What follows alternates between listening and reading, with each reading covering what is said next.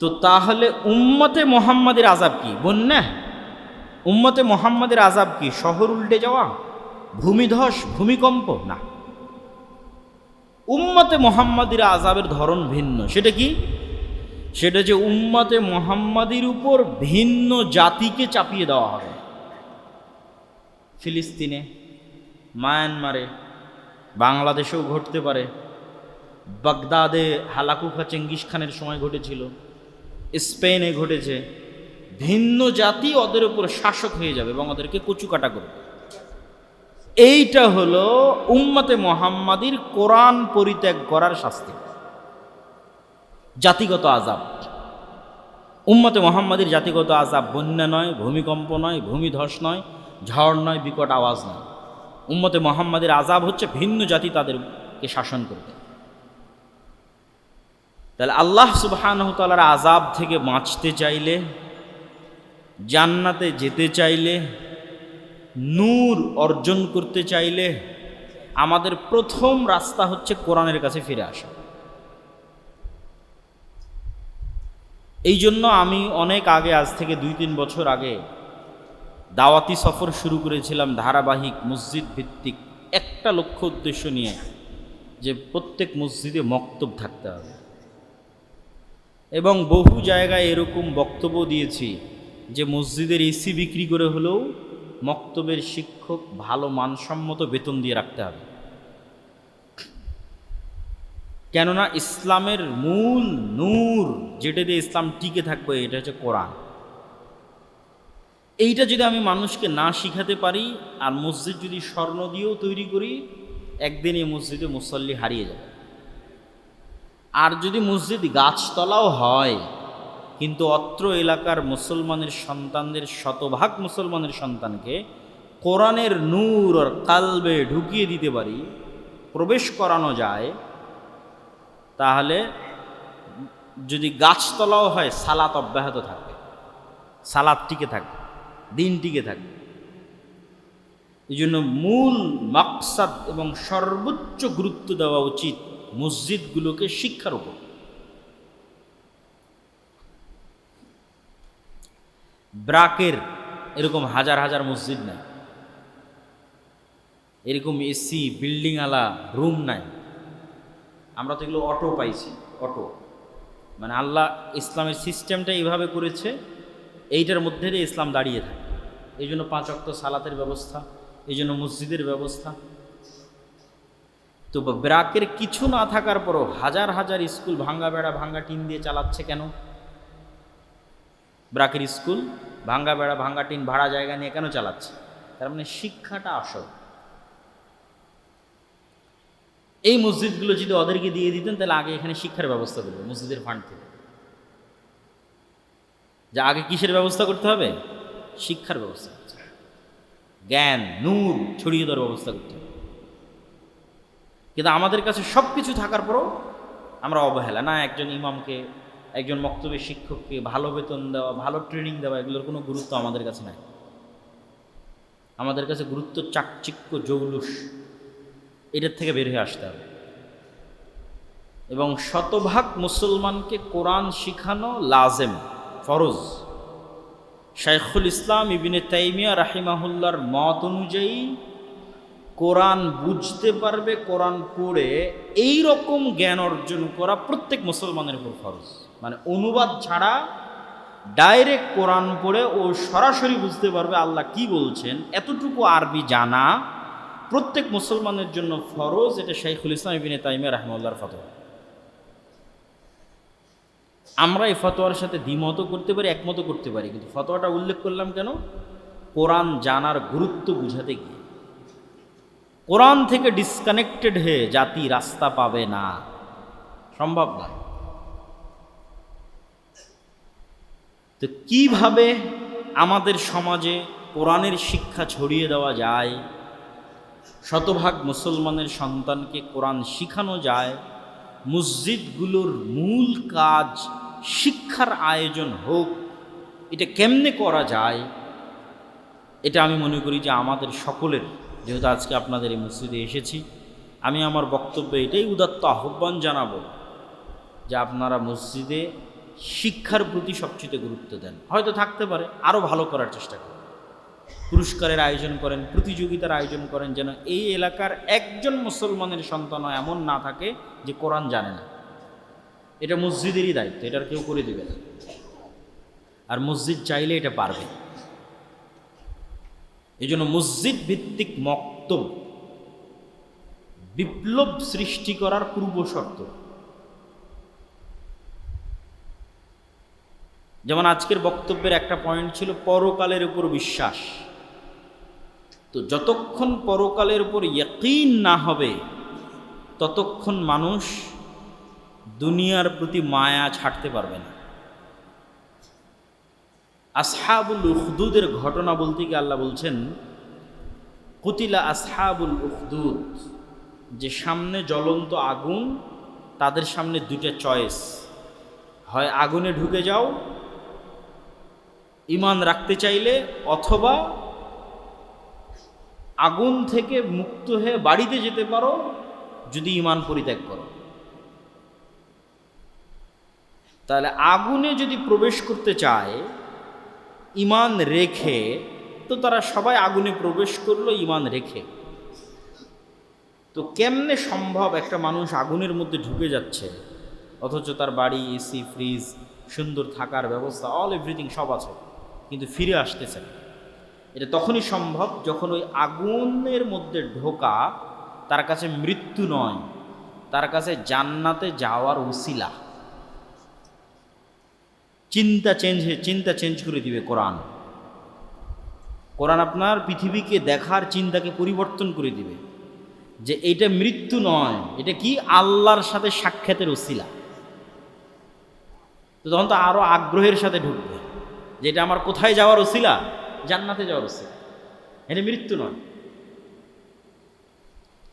ওই লেভেলের ইয়াকিন তৈরি করা ছাড়া কোশ্চিনকালেও জাতির মুক্তি আগেও হয়নি, ভবিষ্যতেও হবে না। এবং ওই লেভেলের ইয়াকিন কোরআনের শিক্ষার মাধ্যমেই সম্ভব, কোরআনের জ্ঞান ছড়িয়ে দেওয়ার মাধ্যমেই সম্ভব। নূর তৈরি করা, হৃদয়কে জীবিত রাখা, হৃদয়কে মরতে না দেওয়া। এবং এই নূরের আরেকটা বিষয় বলে আজকের বক্তব্য শেষ করব, সেটা হচ্ছে আমাদের নফসে, আমাদের রুহে, আমাদের কলবে দুইটা শক্তিকে অ্যাক্সেস দেওয়া আছে। যেমন এখনই আমি ভাইয়ের থেকে ওয়াইফাই পাসওয়ার্ড নিয়ে ওনার মোবাইলের ইন্টারনেট আমি এখানে ইউজ করতেছি হটস্পট দিয়ে, অ্যাক্সেস, উনি আমাকে অ্যাক্সেস দিয়েছে।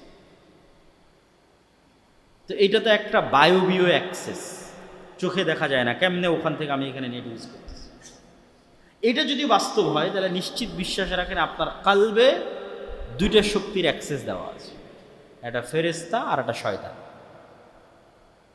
এরা কোনো প্রকার মেসেজ আদান প্রদান ছাড়া, ফোন দেওয়া ছাড়া, কানে কথা বলা ছাড়া সরাসরি অন্তরে মেসেজ দিতে পারে।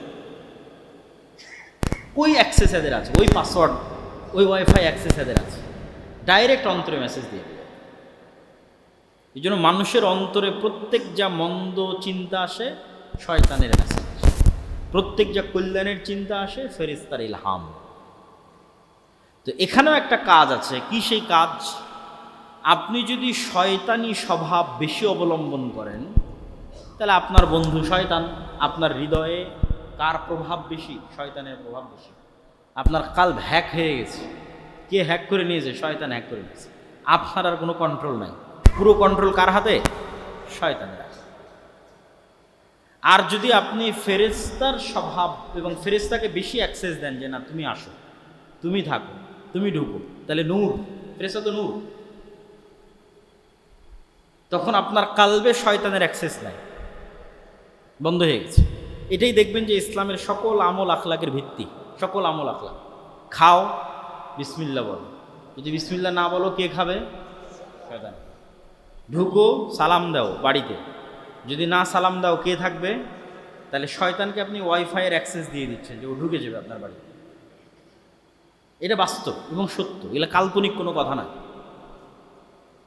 আর সালাম দিবেন, শয়তান পালিয়ে যাবে, কোরআন পড়বেন, মানে নূর। কারা আসবে? ফেরেশতারা আসবে। এক সাহাবী কোরআন তেলাওয়াত করতেছিল আর ঘোড়া লাফাচ্ছে, আকাশে মেঘ জমা হয়েছে, পড়া থামিয়ে দিয়েছে। 3বার এরকম ঘটনা ঘটার পর পরের দিন সকালে আল্লাহ নবী জানাবে এই ঘটনা। বলছে তুমি যদি সকাল পর্যন্ত পড়তে থাকতে ফেরেশতাকে দেখেই নিতে। তাহলে যেখানে কোরআন তেলাওয়াত হয় ওখানে নূর তৈরি হয়, আর নূর তৈরি হলে কে আসবে? ফেরেশতা, ফেরেশতারা নূর। এইভাবেই সারা গায়েবের জগৎ এভাবেই সাজানো। আর গায়েবের জগতের এই কার্যকরণের সূত্রগুলো আপনাকে কেউ বলবে না, এগুলো কোরআনে বলা আছে, হাদিসে বলা আছে। দুনিয়ার কার্যকরণের সূত্রের সাথে গায়েবের কার্যকরণের সূত্রের মিল নাই। দুনিয়ার কার্যকরণের একটা উদাহরণ দিয়ে আমার বক্তব্য এখানে শেষ করে দেবো। দুনিয়ার কার্যকরণের সূত্রে আমি আমার পকেট থেকে যদি 100 টাকা বের করে আপনাকে দিই, তাহলে টাকা কমলো না কমলো না? সাথে সাথে এটা গায়েবে কিন্তু বেড়ে গেছে, প্লাস হয়েছে, কমেনি। ওটা গায়েবের সূত্র। যে গায়েবে নির্ধারিত আল্লাহর সূত্র হচ্ছে কেউ দান করলে কি হবে? বাড়বে। এটা গায়েবের সাথে সাথে বেড়ে গেছে, কিন্তু এর প্রভাব আর সম্পদে 10 বছর 15 বছর 20 বছর পর দেখা যাবে, বাড়বে। আর সুদ ইয়ামহাকুল্লাহুর রিবা, দুনিয়াতে লজিকে বাড়ছে কিন্তু গায়েবের লজিকে কমে যাচ্ছে। তো গায়েবের এই সূত্রগুলো কোরআন এবং হাদিসে বলে দেওয়া আছে।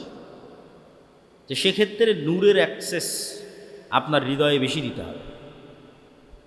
যেমন অনেকেই কত রকমের সমস্যা নিয়ে আসে, এই বদনজর, এই কালো জাদু, এই জিন, এই উমুক তুমুক। যদিও এগুলো সমস্যা নেয়, আমরা কোনো সময় ওভাবে কথা বলিনি, কিন্তু মূল কথা হচ্ছে যে আপনি যতই ঝাড়ফুঁক করান, যতই আরও অন্য অনেকের কাছে যান, রাকির কাছে যান, আপনি যদি শয়তানকে অ্যাক্সেস দিয়ে থাকেন, এগুলো তো কোনো কাজে দেবে না। আগে তো শয়তানের অ্যাক্সেস বন্ধ করতে হবে।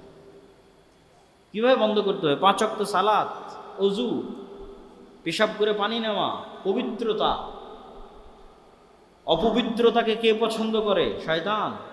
পবিত্রতাকে কে পছন্দ করে? ফেরেশতা। তা আপনি কাকে অ্যাক্সেস দিচ্ছেন? পেশাব করে পানি নিচ্ছেন না তো শয়তান তো আসবেই। আপনি তাবিজ লাগিয়ে রাখেন আর কবজ লাগিয়ে রাখেন আর ঝাড়ফুঁক করেন, শয়তানে তো বাড়ি ভরা। তাহলে তো আগে আর অ্যাক্সেস বন্ধ করতে হবে। আপনার সঙ্গী, আপনার বন্ধু হতে হবে ফেরেশতা। এমনও মানুষ আছে যে উজু ভাঙলেই উজু করে।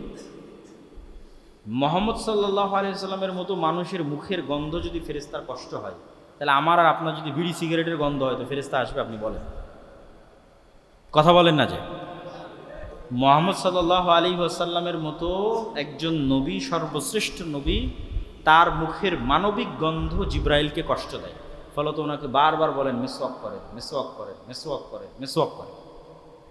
আর আমি সারাদিন বিড়ি সিগারেট খাচ্ছি, তাহলে আমার গন্ধে ফেরেশতা আসবে? তখন আসবে কে? আসবে শয়তান আসবে। তাহলে এখন আপনি তাবিজ লাগান, কবজ লাগান, ঝাড় করেন, ফুঁক করেন, আপনার কালবে নূর নাই, কিসে ভরা? শয়তানে ভরে আছে। এগুলো গায়েবের বাস্তব রুলস অ্যান্ড রেগুলেশন, এভাবেই কাজ করে গায়েবের জিনিসগুলো। তা আপনাকে আগে ওই রাস্তাগুলো ওইভাবে বন্ধ করছে, তখন আপনার জন্য কোরআন হবে নূর, হেদায়েতের রাস্তা। এর আলোকে চলবেন, এর আলোকে কাজ করবেন, কোরআন তেলাওয়াত করবেন, কোরআন বুঝবেন, সকাল সন্ধ্যার জিকির করবেন। আল্লাহ সুবহানাহু ওয়া তাআলা আমাদেরকে কোরআনের উপর আমল করার, কোরআন বুঝার এবং কোরআনের শিক্ষা ছড়িয়ে দেওয়ার তৌফিক দান করুক, আল্লাহুম্মা আমিন। আর আজকে আমরা যে আলোচনা করলাম, এই আলোচনা থেকে রূহ, নাফসের যে বিষয়গুলো তুলে ধরলাম, সুস্থতা, অসুস্থতা, মৃত, জীবিত, নূরের যে বিষয়গুলো আলোচনা করলাম, পরকালের পুনরুত্থান, আলো এবং নূরের মধ্যে পার্থক্য, নূরের বাস্তবতা। আলো যেমন অনেকাংশে দেখা যায় না, এরকম নূর দেখা যায় না কিন্তু বাস্তব। এই প্রত্যেকটা জিনিস বুঝার, মানার তৌফিক দান করুক, আল্লাহুম্মা আমিন। এবং আমাদের বাড়িতে, পরিবারে, আমাদের হৃদয়ে, সকল জায়গায় শয়তানের অ্যাক্সেস, শয়তানকে জায়গা দেওয়া বন্ধ করার আল্লাহ তৌফিক দান করুক, আল্লাহুম্মা আমিন। এবং আল্লাহ সুবহানাহু ওয়া তাআলা আমাদেরকে কোরআন বুঝায় এবং কোরআনকে আমাদের হৃদয়ের নূর, আমাদের কান, আমাদের চোখ, আমাদের আশপাশ, ডান বাম, উপর নিচ, এগুলো সব কিছুতে নূর তৈরি করার মাধ্যম হিসেবে আল্লাহ সুবহানাহু ওয়া তাআলা কোরআনকে কবুল করুক, আল্লাহুম্মা আমিন। আসসালামু আলাইকুম ওয়া রাহমাতুল্লাহি ওয়া বারাকাতুহু। আপনাদের যদি কোনো প্রশ্ন থাকে, দু একটা প্রশ্ন নেওয়া যাবে। জি,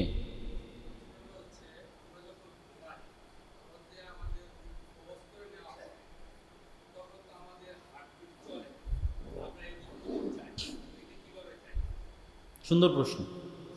তার আগে একটা জিনিস বলি, মক্তবের বিষয়টা বলেছি, আর একটা বলি মাসিক আলে ইতেসাম। আমি নিয়মিত মাসিক আলে ইতেসামে 3টে লেখা লিখি, একটা সম্পাদকীয়, একটা মিন্নাতুল বাড়ি, আর একটা কোরআনের ধারাবাহিক ব্যাখ্যামূলক সারমর্ম লেখা। তো মাসিক আলে ইতেসাম নিয়মিত যদি আপনাদের মসজিদে আসে, তাহলে এটা আপনাদের সাথে আমাদের যোগাযোগ এবং সম্পর্ক এবং দাওয়াত তৈরিতে আরও পরবর্তীতে ভূমিকা রাখবে ইনশাল্লাহ। আপনি যেটা বললেন যে আল্লাহ সুবহানাহু তাআলা মানুষকে ঘুমের সময় রূহ কবজ করে নেয়, প্রথমে বুঝতে হবে রূহের কাজ কি। আমার হার্ট চলতেছে, আমার রক্ত সঞ্চালন হচ্ছে, কিন্তু মানুষের যেটা নিজের আত্মপরিচয়, মানুষের যেটা অনুভূতি, মানুষ দেখে, মানুষ শোনে, মানুষ স্বাদ নেয়, জিহ্বাতে স্বাদ নেয়, কানে শুনে, ভালোবাসে, রাগ করে, হিংসা করে, এই যে মানুষের নিজস্ব আত্মপরিচয়, আমি যে আব্দুল্লাহ, আমার সাথে যে আমার স্মৃতিগুলো রিলেটেড আছে, কানেক্টেড আছে, এগুলো সব রূহের সাথে সম্পৃক্ত। মনে করেন আপনি কোনো এক সময় বিজ্ঞানের উন্নতির যুগে গিয়ে আমার পুরো মেধা কপি পেস্ট করে আর একটা রোবটকে দিয়ে দিয়েছে, দিয়ে আমার মেধা অনুযায়ী রোবট কাজ করতেছে, কিন্তু ওই রোবটের মধ্যে আমার রূহ না থাকার কারণে আমার যে অনুভূতি, আমার যে ভালোবাসা, আমার যে স্মৃতি, এইটা ও কোনোদিন অর্জন করতে পারবে না। তাহলে এই জিনিসগুলো মূলত রূহের সাথে কানেক্টেড। আর বাকি যে জিনিসগুলো স্বাভাবিক শরীরের কার্যক্রম রূহের সাথে কানেক্টেড নয়। ফলত যতক্ষণ আমি জেগে আছি ততক্ষণ আসলে রূহ দিয়ে কাজ করতেছি, দেখতেছি, এটা আসলে মূলত দেখার যে অনুভূতিটা, এটা রূহ দিয়ে কাজ হচ্ছে। শ্রবণের যে অনুভূতিটা, এটা রূহ দিয়ে কাজ হচ্ছে। যখন আমি ঘুমাই তখন এগুলো সব বন্ধ হয়ে যায়, মানে আমার রূহের যেগুলো মৌলিক কাজ সেগুলো সব বন্ধ হয়ে গেছে। আমার শরীর ফিজিক্যালি চলতে পারে, কিন্তু রূহ দিয়ে আমি যে মৌলিক কাজগুলো করি, দেখা, শোনা, অনুভূতি, চিন্তা, এগুলো সব বন্ধ হয়ে গেছে। তো ওইটা সম্পূর্ণরূপে মৃত নয়, আল্লাহ সুবহানাহু ওয়া তাআলা ভালো জানেন, কিন্তু একটা লেভেল পর্যন্ত আল্লাহ রূহকে নিয়ে নেন এবং রূহের সাথে শরীরের একটা ন্যূনতম সম্পর্ক বজায় থাকে। আল্লাহ সুবহানাহু ওয়া তাআলা চাইলে যখন আবার মানুষ জেগে ওঠে এবং তার ষষ্ঠ ইন্দ্রিয় সজাগ হয়ে যায়, তখন এই ষষ্ঠ ইন্দ্রিয়ের কাজই রূহের কাজ। এই দেখা, বুঝা, চিন্তা করার কাজই হচ্ছে রূহের কাজ, ওটাই রূহ। ঘুমালে ওটাই থাকে না। তারপরের প্রশ্ন, আর কেউ প্রশ্ন করবেন? ও, হাতে একটা দিয়েছেন, শহীদ মিনারে ফুল দেওয়া, এগুলো প্রশ্ন তো আপনারা জানেন, এগুলো তো আমাদের বক্তব্য দিতে দিতে শায়েখ আব্দুর রাজ্জাক বিন ইউসুফের শক্ত বক্তব্য আছে, তারপরেও যদি জিজ্ঞেস করেন তাহলে কি উত্তর দেব? তাওহীদের বিশ্বাসের অন্যতম একটা বড় বিশ্বাস হচ্ছে নির্দিষ্ট কোনো কিছুর প্রতি, স্থান, কাল, পাত্র, দিন, নদী, পাথর, গাছ, খাম্বা, নির্দিষ্ট কোনো কিছুর প্রতি মাত্রাতিরিক্ত ভালোবাসা এবং সম্মান তাওহীদের পরিপন্থী। নির্দিষ্ট যে কোনো কিছু, এটা আল্লাহ সুবহানাহু ওয়া তাআলার তাওহীদের পরিপন্থী এবং শিরক তৈরি হওয়ার ওসিলা, শিরক শুরু হওয়ার মাধ্যম। এই জন্য শিরকের যত রাস্তা আছে সব রাস্তা বন্ধ করতে হবে, তার মধ্যে এটাও শিরকের একটা রাস্তা। জি, আমাদের যদি আর কোনো প্রশ্ন না থাকে আমরা বৈঠক শেষে দোয়া পড়ি এবং আজকের যে আলোচনা শুনলাম। জি,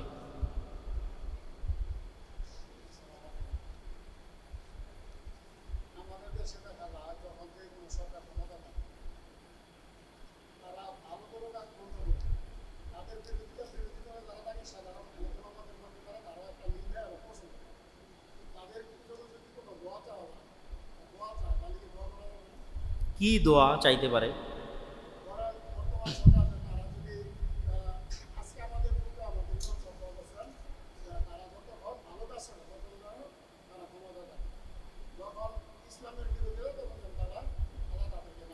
ওইভাবে না না না, বলি আমি বলি, দোয়ার ভাষাটা ওইভাবে না। দোয়ার ভাষাটা হবে এরকম যে আল্লাহুম্মা ওয়াফফিক উলাতা আমরিল মুসলিমিন লিমা তুহিব্বু ওয়া তারদা। ভাষাটা ওইভাবে না, ভাষাটা এইভাবে, তবে হে আল্লাহ মুসলমানদের যারা দায়িত্বশীল তাদেরকে ওই কাজ করার তৌফিক দেন যেই কাজ আপনি ভালোবাসেন, যেই কাজ আপনি পছন্দ করেন। দোয়াটা হবে এটা। দোয়াটা এটা নয় যে ও হ্যাঁ ওর ক্ষমতা আল্লাহ এতদিন রাখুক অমুক দিন, এটা ক্ষমতায় যেই আসুক তার জন্য দোয়া কী হবে, তাকে যেন আল্লাহ ওই কাজ করার তৌফিক দেয় যে কাজে ইসলাম, মুসলমান এবং আল্লাহর সন্তুষ্টি আছে। আর ওই কাজ থেকে যেন আল্লাহ তাকে বেঁচে থাকার তৌফিক দেয় যে কাজে ইসলাম, মুসলমান এবং আল্লাহর সন্তুষ্টি আছে। এই দোয়াটা করা যায় এবং এই দোয়া করা উচিত, সেটা সবার জন্য, সকল দেশের সকল মুসলিম শাসকের জন্য এই দোয়া করা যাবে। জি,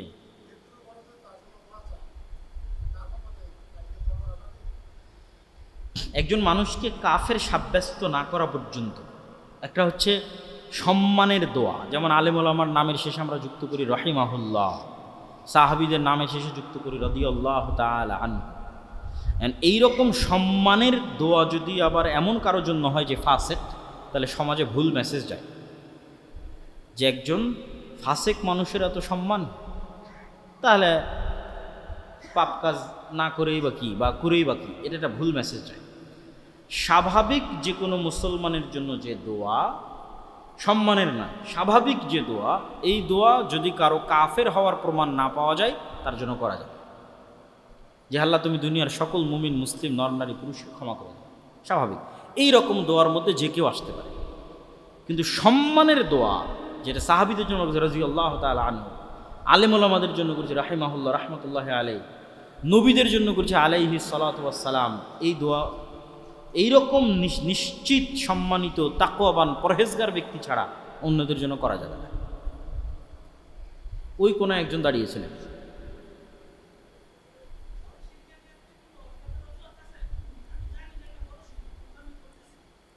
কিসের ক্ষেত্রে?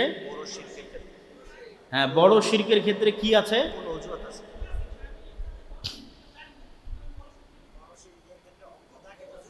না, অজ্ঞতার ওজর অবশ্যই গ্রহণযোগ্য সকল ক্ষেত্রে, কেননা সকল সাহাবীরাই এক সময় শিরকে লিপ্ত ছিল, আল্লাহর নবীর দাওয়াতে শিরক থেকে ফিরে এসেছে। শিরকের গুনাহ ক্ষমার অযোগ্য, এটা দুনিয়াতে নয়, পরকালে। দুনিয়াতে শ্বাস থাকা পর্যন্ত সকল গুনাহ ক্ষমার যোগ্য, শিরকও যদি হয়। নাহলে হিন্দু থেকে মুসলমান হবে কীভাবে? বুঝেননি মানে আমার কথা? হিন্দু তো মুশরিক, আর যে শিরক যদি ক্ষমা না হয় মুসলমান হবে কী করে? তো দুনিয়াতে সকল গুনাহ ক্ষমার যোগ্য, শিরক হল। ফলত অজ্ঞতা একটা ওজর। তাহলে শিরক ক্ষমার অযোগ্য কখন? কিয়ামতের মাঠে আল্লাহ সুবহানাহু ওয়া তাআলা মানুষের এমনও পাপ ক্ষমা করে দিবে যে পাপের জন্য মানুষ ক্ষমাই চায় না, এমনও পাপ ক্ষমা করে দিতে পারে আল্লাহর দয়া হলে। কিন্তু ওই দয়া আল্লাহ কোন পাপে দেখাবেন না? শিরকের পাপে দেখাবেন না। শিরক ছাড়া বাকি সকল পাপ আল্লাহ চাইলে ক্ষমা করবেন। তাহলে ক্ষমার অযোগ্য শিরক কখন? কিয়ামতের মাঠে। তাহলে মানুষের উচিত সর্বনিম্ন কি নিশ্চিত করা? শিরক মুক্ত মৃত্যু নিশ্চিত করা। অ্যাটলিস্ট মিনিমাম যেই ক্যাটাগরি প্রত্যেক মানুষের ফিল আপ করা উচিত পরকালে মুক্তির জন্য, সেটা কি? শিরক মুক্ত মৃত্যু নিশ্চিত করা। তাতে যদি টুকটাক আমলের কমও থাকে, টুকটাক অন্য গুনাহ থাকে, কি যেন না থাকে? শিরক যেন না থাকে, এটা সর্বনিম্ন।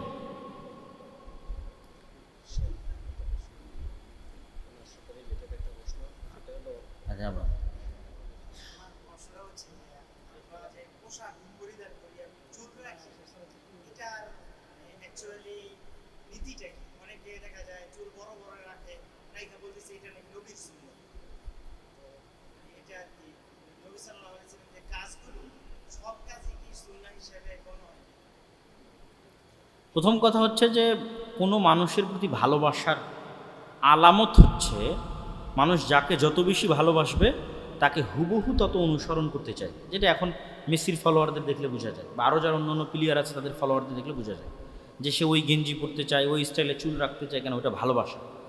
তাহলে এখন আমি দাবি করতেছি আমি মুহাম্মদ সাল্লাল্লাহু আলাইহি ওয়াসাল্লামকে ভালোবাসি, কিন্তু মুহাম্মদ সাল্লাল্লাহু আলাইহি ওয়াসাল্লামের মুখে দাড়ি আছে, তো আমার মুখে দাড়ি নাই, তাহলে ভালোবাসায় কি আছে? ঘাটতি আছে, কমতি আছে। এইটা হলো প্রথম মূল সেন্স, যে আমরা হুবহু রাসূল সাল্লাল্লাহু আলাইহি ওয়াসাল্লামের তার লাইফ স্টাইল, তার জীবনযাপন, তার খাওয়া, তার থাকা যত বেশি অনুকরণ করা যায় এটা ভালো, এখন একটা মাত্রা আছে যে যেটা করাই লাগবে, সেটা হচ্ছে ফরজ। আর একটা মাত্রা আছে যেটা না করলে কোনো গুনাহ নাই। সেগুলোর মধ্যে অনেকে, যেমন মাথায় হয়তো টুপি দিয়েছে, এটা যদি কেউ না দেয় তাহলে গুনাহ নাই। আমরা হয়তো পাঞ্জাবি পরেছি, কেউ হয়তো জুব্বা পরেছে, জুব্বা যদি কেউ না পরে গুনাহ নাই। সর্বনিম্ন কি রক্ষা করতে হবে? সতর, ঢিলে ঢালা পোশাক, সতর ঢাকা থাকতে হবে। সেটা এখন যে পোশাক দিয়েই হোক। তো এই যেরকম কিছু জিনিস আছে যেগুলোর ক্ষেত্রে কি নাই, গুনাহ নাই, কিন্তু কারো ভালোবাসার সর্বোচ্চ মাত্রার আলামত হিসেবে, মানদণ্ড হিসেবে নির্ধারিত হবে সে কত বেশি আল্লাহ রসুলকে অনুসরণ করতে পারছে। দিনে রাতে 12 রাকাত সুন্নাত সালাত কেউ যদি না আদায় করে গুনাহ নাই। রাতের তাহাজ্জুদের সালাত কেউ যদি না আদায় করে গুনাহ নাই। সকাল সন্ধ্যের জিকির কেউ যদি না করে গুনাহ নাই। উঠতে ফিরতে যত জিকির আছে, মসজিদে ঢুকতে, মসজিদে বেরোতে, টয়লেটে প্রবেশ হতে, টয়লেট থেকে বেরোতে, গাড়িতে উঠতে, বাড়িতে ঢুকতে, গেলে একটার সাথে না করলে যে গুনাহ হবে, কবিরা গুনাহ, এরকম না। কিন্তু এগুলো প্রত্যেকটা আল্লাহর নবীর সুন্নাহ, লাইফ স্টাইল। তা আমি কত বেশি রাসূল সাল্লাল্লাহু আলাইহি ওয়াসাল্লামকে অনুসরণ করতে পারছি তার এগুলো মানদণ্ড। এবং যে যত বেশি রাসূল সাল্লাল্লাহু আলাইহি ওয়াসাল্লাম অনুসরণ করতে পারবে সে তত বেশি নেকি অর্জন করবে, কিয়ামতের মাঠে তার কাছে থাকবে, জান্নাতে তার কাছে থাকবে ইনশাআল্লাহ। ওই প্রশ্ন যে ওইটার সাথে রিলেটেড সেটা নিতে চাচ্ছেন, ওনাটা শুনেন।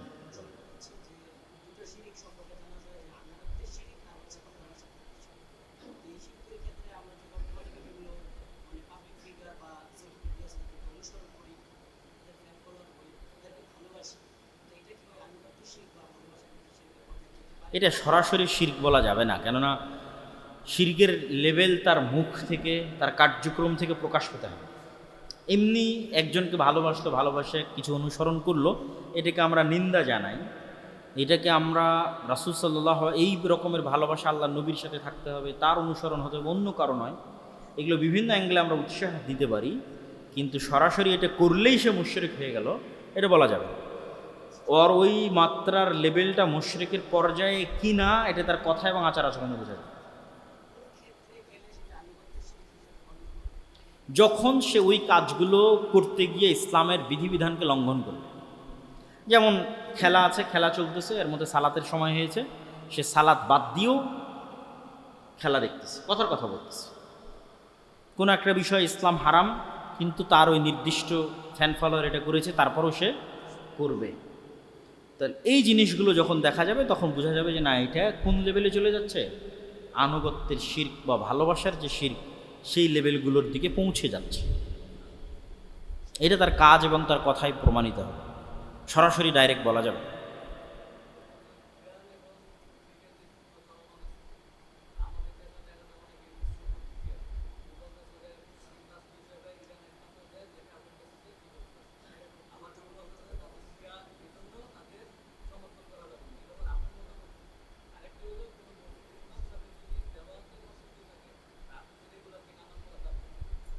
তা আপনার যেটা প্রথম প্রশ্ন ছিল সেটার বিষয়ে আমি বলি যে রাজনীতির বিষয়গুলোতে ডাইরেক্ট হুকুম হাকামের মতো ফতোয়া দেওয়া সম্ভব নয়।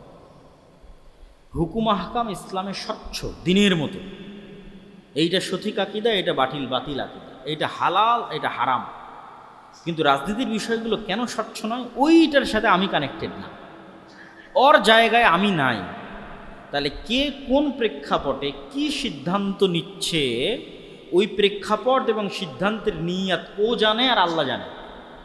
ওর প্রেক্ষাপট এবং ওর নিয়াতের উপর আল্লাহর কাছে জবাবদিহি দিবে।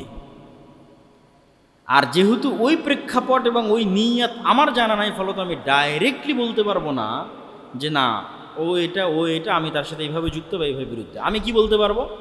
কারো যদি আকিদা জিজ্ঞেস করা হয় যে এই আকিদা কি ভুল ত্রুটি কিনা, সেটা ডাইরেক্ট বলতে পারবো যে হ্যাঁ, শিয়াদের আকিদার মধ্যে এই ভুল ত্রুটি আছে, বা অমুকের এই আকিদা ভ্রান্ত, বা খারেজিদের এই আকিদা ভ্রান্ত।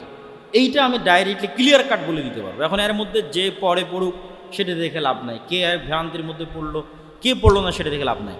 কিন্তু ওই ভ্রান্ত ব্যক্তির রাজনৈতিক ডিসিশন সঠিক না ভুল, এটা ওই প্রেক্ষাপটে না থাকলে বলতে পারবো। ফলত আমার পক্ষে এই স্পেসিফিক বিষয়ে সরাসরি মন্তব্য করা আমার কাছে মনে হয় যে এটা অনেক সময় না জেনে কথা বলার মধ্যে পড়ে যেতে পারে, পলিটিক্যাল ডিসিশনগুলো।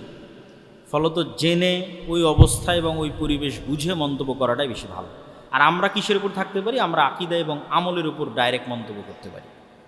যে আমরা ধরেন জিজ্ঞেস করতে পারেন যে শিয়াদের কি কি ভ্রান্ত আকীদা আছে, এগুলোর উপর আমরা ডাইরেক্ট আলোচনা করতে পারি। কোন কোন লেভেলের ভ্রান্তি থাকলে একজন শিয়া কাফের হয়ে যেতে পারে। যেমন সাহাবীদেরকে গালিগালাজ করা, এইটা এমন একটা লেভেল যেটা ক্রস করলে মানুষ কি হয়ে যায়? কাফের হয়ে যায়। এখন কাফেরদেরও পলিটিক্যাল ডিসিশনের সাথে অনেক সময় রাসূল সাল্লাল্লাহু আলাইহি ওয়াসাল্লাম ছিলেন। এটা কোথায় ছিলেন? গলিবাতির রোম যখন অবতীর্ণ হলো তখন রাসূল সাল্লাল্লাহু আলাইহি ওয়াসাল্লাম খন্দকের যুদ্ধ তখন চলমান।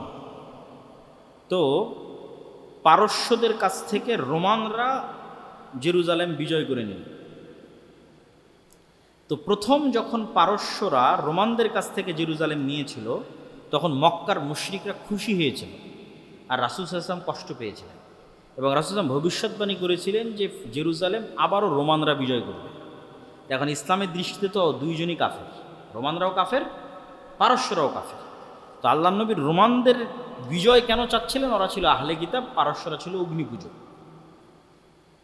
পরে যেই দিন রোমানরা এই অগ্নিপূজকদের থেকে জেরুজালেম ছিনিয়ে নিলেন তখন আল্লাহ নবী খুশি হলেন। তো এই জন্য পলিটিক্যাল ডিসিশনগুলোর সাথে সার্বিক বিবেচনায় মন্তব্য করা এটা খুব কঠিন।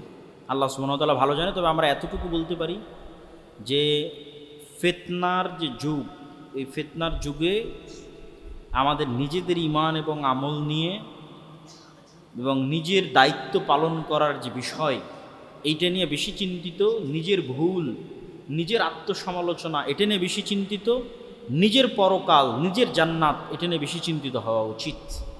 আর এই ফিতনা আরও বাড়তে থাকবে। এই ফিতনা কোথায় গিয়ে ঠেকবে আল্লাহ সুবহানাহু ওয়া তাআলা ভালো জানে। আর মুসলমানের রক্ত খুব ভয়ঙ্কর। এখানে একই সময়ে দেখা যাচ্ছে যে ইরাকের প্রেসিডেন্ট সাদ্দাম হোসেনকে ফাঁসিতে ঝুলানো হলো। তারপরে এখন ইরাক কারা শাসন করতেছে? যারা বুঝার তারা ঠিকই বুঝে যাবেন যে এখন ইরাক কারা শাসন করতেছে। আফগানিস্তানের সাথে কি করা হলো, এবং ইরান এবং ইসরায়েলের যে সীমিত দ্বন্দ্ব, এটাতে আসলে কে ফায়দা পাচ্ছে, কারা উপকার নিচ্ছে, কারা ক্ষতিগ্রস্ত হচ্ছে, এগুলো আসলে অনেক প্রশ্ন। এগুলো ডিটেলস এবং ডাইরেক্ট অ্যান্সার দেওয়া যে কোনো সময় আমরা এই উত্তরগুলো দিতে গিয়ে ভুল করতে পারি। তো আল্লাহ সুবহানাহু ওয়া তাআলা আমাদেরকে সব বিষয়ে কথা বলতে হবে, সব বিষয়ে মন্তব্য করতে হবে। আমি সবই জানি এরকম চিন্তা চেতনা এবং এরকম মন মানসিকতা থেকে বেরিয়ে আসার তৌফিক দান করুক। আমাদের সালাফরা অসংখ্য প্রশ্নের উত্তরে বলতেন যে না, আমি এই প্রশ্নের উত্তর জানি না। সবই যে আমাকে জানতে হবে, সব প্রশ্নের উত্তর যে আমাকে দিতে হবে, এটা জরুরি না। মুহররমের রোজা একটি রাখলে বেশি সওয়াব নাকি দুইটা রাখলে, এ নিয়ে মানুষের মাঝে বিতর্ক দেখা যায়। মুহররমের সিয়াম মূলত একটা, যেই দিনে মুসা আলাইহিস সালাতু ওয়াস সালাম নাজাত পেয়েছিলেন। কিন্তু আমরা এই সিয়ামটা রাখতেছি কার কথায়? রাসূল সাল্লাল্লাহু আলাইহি সাল্লামের কথা। উনি না বললে এটা আমাদের শরীয়তের অন্তর্ভুক্ত হতো না? হতো না? হতো না। মুহাম্মদ সাল্লাল্লাহু আলাইহি ওয়াসাল্লাম যদি না বলতো, এটাকে আমার শরীয়তের অন্তর্ভুক্ত হতো? হতো না। তাহলে মুহাম্মদ সাল্লাল্লাহু আলাইহি ওয়াসাল্লামের বলার কারণেই মুহররমের সিয়াম ফজিলতপূর্ণ। এখন ওই মুহাম্মদ সাল্লাল্লাহু আলাইহি ওয়াসাল্লামই বলেছেন যে এর একদিন আগে অথবা একদিন পরে তোমরা আর একটা সিয়াম যুক্ত করে নিও। তাহলে তার বলার কারণে যদি আমি আশুরা মুহররমের সিয়াম পালন করি, তাহলে আমাকে কয়টা পালন করতে হবে? দুইটাই পালন করতে হবে। এটাই তো ঠিক আছে। আমাদের সময় অনেক লম্বা হয়ে গেল। আমরা তোমাকে দিব। আমরা বৈঠক শেষের দোয়া পড়ি, দিচ্ছি, পার্সোনালি উত্তর দিচ্ছি। সুবহানাকা আল্লাহুম্মা বিহামদিকা আশহাদু আল্লা ইলাহা ইল্লা আনতা। মানুষের কাছে যখন নূর থাকে না, তখন তার হৃদয় মৃত। আর ওই মৃত হৃদয়কে জীবিত করি, ওয়া জাআলনা লাহু নূরান ইয়ামশি বিহি ফিন নাস।